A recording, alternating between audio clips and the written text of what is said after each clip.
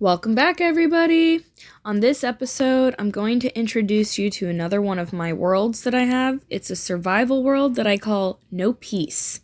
The reason that I call it that is that I will not go into peaceful mode no matter what.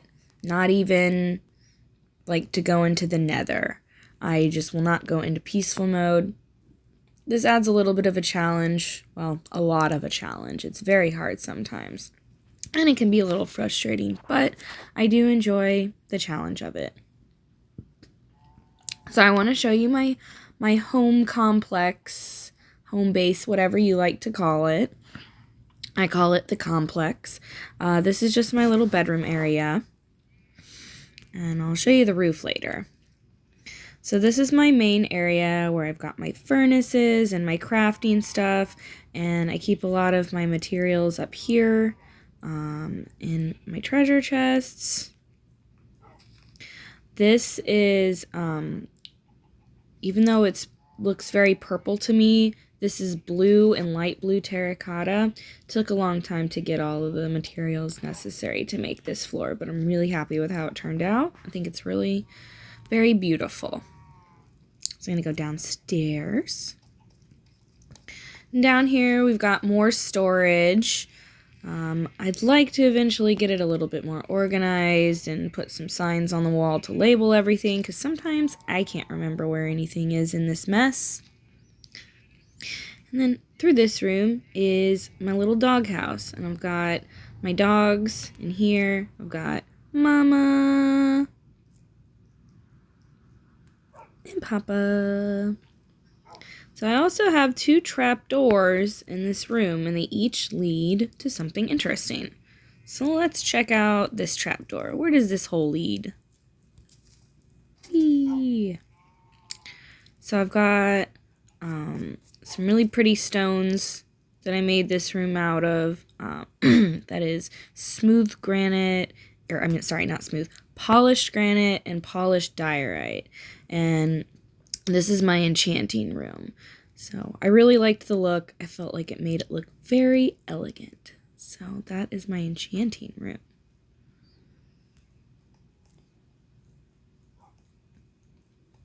So I'm going to go back up here. I also like the way that when you close the trapdoor, it just looks like a nice design on the floor. It's very incognito. All right, now this is a long way down. So buckle up. There we go. So I died a lot making this giant hole. I fell a lot of times. So I wouldn't necessarily recommend just digging straight down because it didn't really go well for me. But in the end, I did succeed.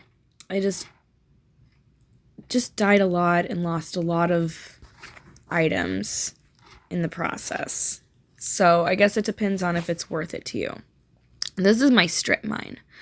I like strip mining mostly to try to find diamonds, but I do find some other cool stuff. It's gotten pretty big, but I just keep going. And then I try to have it to where at certain places you can like cut over to another tunnel just to make it a little bit easier so you're not just stuck having to go through the entire thing. But yeah, it is very handy to have the strip mine. But I do mostly just do it for the diamonds. Unfortunately, I've had quite a few run-ins with lava down here. That is the thing about strip mining that I do not like, but I'd say for me personally, that's the only downside. So now we're going to go all the way back up. Do, do, do, do, do, do, do. Should have some hold music for this part because it takes so long. I think I can see the top now. Yep, I can see the top. All right. Thanks for bearing with me on that one. I know that part was a little bit boring having to go up and down the tunnel. Alright, and then the last part of my complex is up top here. Well, not the whole complex, but the house part.